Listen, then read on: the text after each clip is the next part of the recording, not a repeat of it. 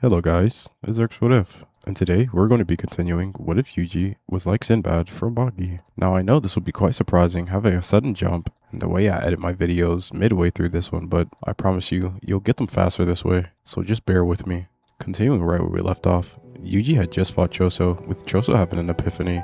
A memory that never existed would flash within Choso's mind, having him realize that Yuji was his brother, where Yuji would reluctantly take upon Choso's hand. Yuji would tell Choso that he was glad to have him along, and the only reason that he was trusting him at the moment was because it was as if the world itself was telling him to trust him. So he would tell Choso to be thankful that the world was on his side. Choso would cry out thanking the world, as he would turn towards Yuji apologizing profusely, saying that he would never dare to kill his younger brother, as Yuji would put his hand to his chin, wondering why was Choso sent here after him anyway. He remembers Choso saying something about his brothers and Yuji killing them, but to Yuji's knowledge, he hasn't faced anyone for a while now.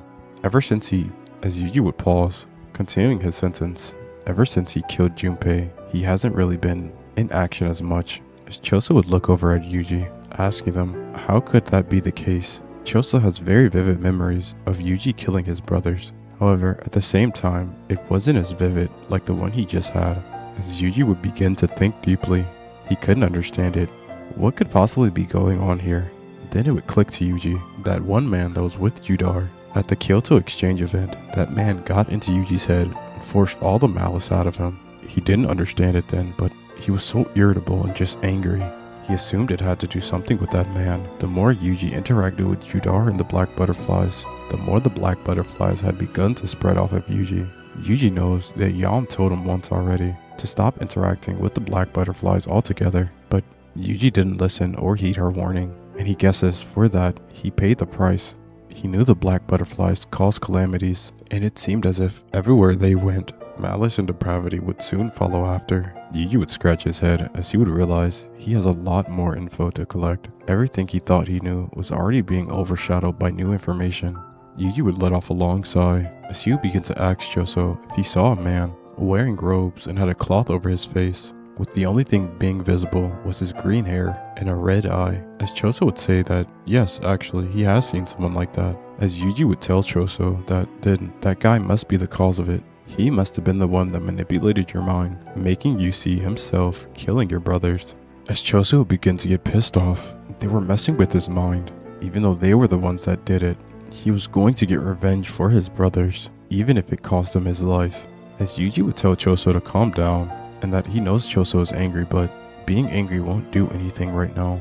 At the moment, they don't know anything those guys are planning, asking Choso if he knew anything, but Choso would think and realize that he didn't know anything at all.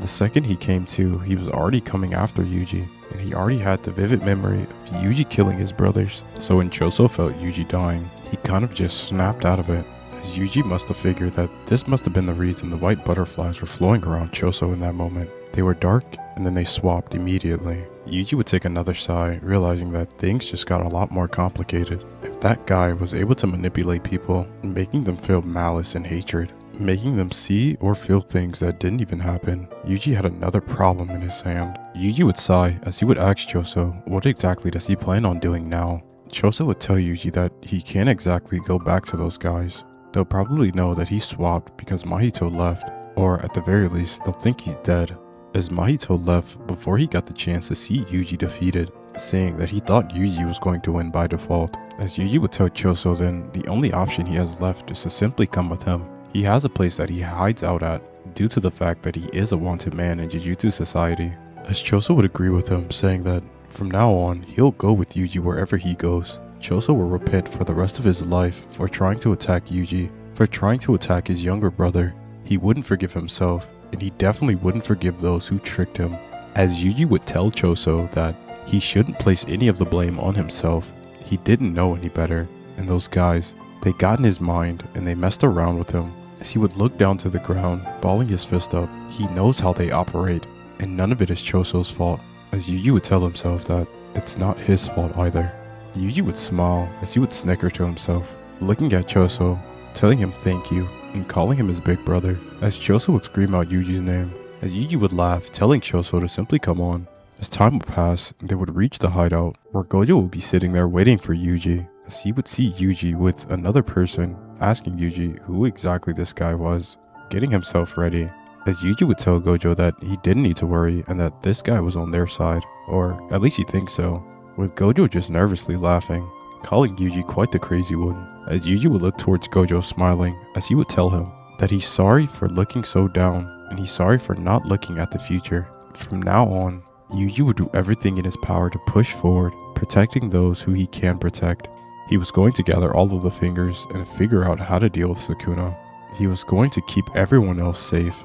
He was going to make it so anytime a calamity would try to strike, Yuji would be the first one there. He wouldn't let those guys get their way, not one bit, as Gojo would simply smile, telling Yuji that he's proud of him, and that now that he's come to his senses, it's only natural that they should probably train some more. Yuji's been slacking on training, and it's good that he brought a new guy here with him, cause maybe he can train together with him, asking Choso what his abilities were. As time would begin to pass, Yuji, Choso, and the other freshmen would all begin training together once more, only in secret however. They would have to disguise their training as special missions, with Gojo just barely being around due to the fact that he didn't want the higher-ups to assume that he was somewhere with Yuji, although they already assumed something like that anyway. Until eventually, the month of October would come around. It would be near the end of the month when a veil would be dropped over Shibuya, and people inside the veil would have requested for Gojo Satoru himself alone to appear. Just before Gojo would go, he would stop by where Yuji was, telling him about the mission, as Yuji would freak out, telling Gojo that that's so obviously a trap, as Gojo would laugh, telling Yuji that he knows, reminding Yuji that he did the exact same thing. And it's funny, now that the roles are completely reversed, Yuji's over here worrying about him, as he would quickly remind Yuji that he has nothing to worry about, seeing that he is Gojo after all, as Yuji would sigh, telling Gojo that he understands he's the strongest, but some things Gojo can't control. Wouldn't it be better for Yuji to come along with him? With Gojo telling Yuji that at the moment the higher-ups don't know where you are, and if you were to appear at Shibuya with Gojo, the higher-ups could simply command all the Jujutsu sorcerers that would appear in Shibuya to go after you, and then they would have a whole nother problem to deal with. So it would be best for Yuji to stay to the side, as Yuji would scream out, telling Gojo that he refuses to stay to the side anymore. He's been hiding away for a while now, doing nothing but training, but that's not enough for him. He understands what the black butterflies are and how they affect him. However, he refuses to let himself go like that once again. He doesn't want anyone else to die, and especially not Gojo.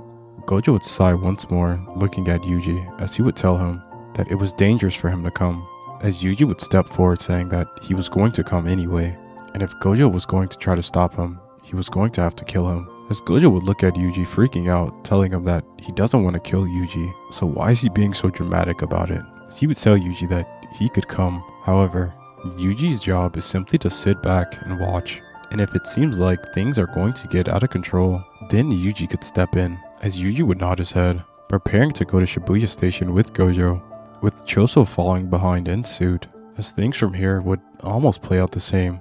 Gojo would head into Shibuya Station alone, where Yuji would attempt to enter. However, it would seem only Gojo Satoru was allowed inside. He would tell Yuji to simply find a way to break the barrier, but in the meantime, he was going to go first. Yuji would tell Gojo to be careful, and that he'll figure out everything out here as fast as he can, telling Choso that they should split up, telling him that they should be looking for talisman in order to break the restrictions on the barrier. Choso would nod as he would jump out the station, with Yuji doing the same thing, splitting up, as Yuji would find himself in another station, seeing a grasshopper curse consuming someone whole, as the grasshopper curse would look over, but Yuji would simply waste no time. He would point his hands out, saying Bararak, as just as quick as he found the grasshopper curse would then be exorcised, wasting no time with Yuji breaking the first talisman. However, as he would reach the city, going back upwards, he would notice a group of people fighting. As he would look over, seeing Megami grabbing onto another sorcerer falling from the top of a building. Yuji wasn't sure if he should go over there or not. However, he realized that if the sorcerers were here, then more than likely, they were trying to get into the barrier where Gojo Satoru was. Gritting his teeth, he would simply scream out to Megami, as Megami would look over, asking Yuji what the hell was he doing out here. As Yuji would tell Megami that he came to help Gojo, but he got separated with him by a barrier, and that he was trying to figure out how to break it. Megami would kiss his teeth as he would tell Yuji that he was so stupid, However, at the same time, it was good that he was here. He would tell Yuji that he got word from Mekamaru that Gojo Satoru has been sealed, as Yuji would have a shocked look on his face, as he would curse out, saying that he told Gojo that it was a trap and that he knew something was going to happen to him. As Megami would tell Yuji that he didn't need to worry, they have the talisman that the two up there had, they just need to break it. However, Megami wasn't sure if there were any other around, as Yuji would tell Megami that he saw one of the talisman and he broke it, and he wasn't aware if there were any other talisman out there. Yuji would sigh as he would tell Megami that they should break the talisman and figure out things from there, as Yuji would also ask Megami where the other students were, as Megami would begin to explain everything to Yuji about how they all split up in groups, each of the sorcerers, and how they were in individual teams. He would tell Yuji where each team was at, as he would tell Yuji his next plan of action, as they would begin to break the seal with one of the barriers collapsing.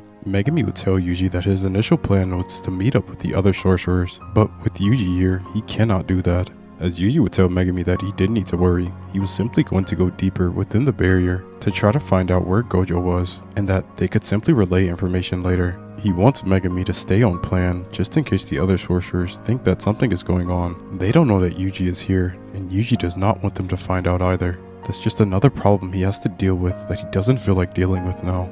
Yuji would tell Megami that he will find out where Gojo is, and that he wants Megami to simply go find the other sorcerers. Megami would say okay, as he would tell Yuji to be careful, also telling Yuji the last known location where Gojo was found, with Yuji thanking Megami, telling him to also be safe. As he would make his way towards the last known location, he would run through the city, taking out as many cursed spirits and transfigured humans that he sees, until eventually he would make his way underground once more, where Yuji would jump down a flight of stairs, landing on the ground.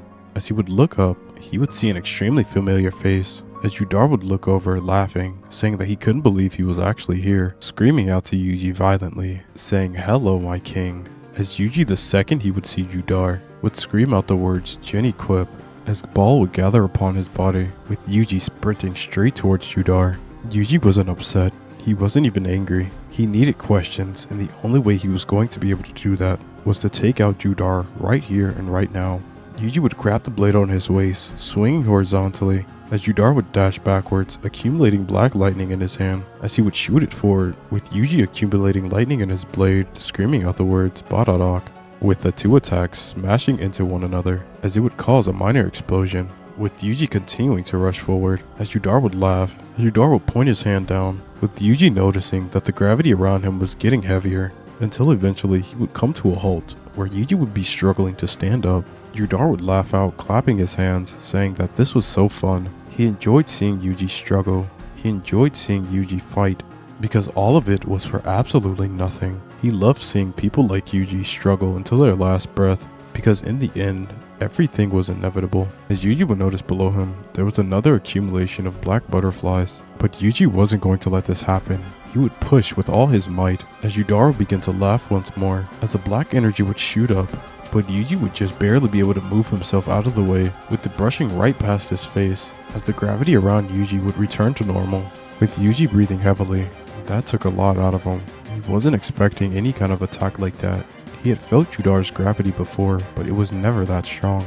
What could have happened within that time? As Judar would laugh out, screaming to Yuji, telling him that he hopes that isn't all Yuji has, because at the moment, they're only just getting started. As Judar would point towards Yuji, saying boom, as Yuji would feel the gravity in front of him begin to propel him backwards, as he would shoot up diagonally, crashing into the ceiling, shooting straight through the ground, being blasted straight out of the subway. As Yuji would crash into a building, with Yuji falling out of the rubble, as he would land on his hands and knees, catching his breath. The attack itself wasn't that strong, but the force behind it was very strong. The only thing that really caused him damage was him getting shot through the floor. Even though Judar had gotten stronger, it wasn't enough for Yuji not to be able to handle. He would clench his fists, as he would tell himself that he could handle this, as Judar would fly up through the hole that he had sent Yuji through, as he would look forward at Yuji, telling him that he was happy Yuji didn't give out after that attack. He would have been extremely disappointed, as Yuji would agree, telling Judar that he would have been disappointed in himself if he hadn't survived that.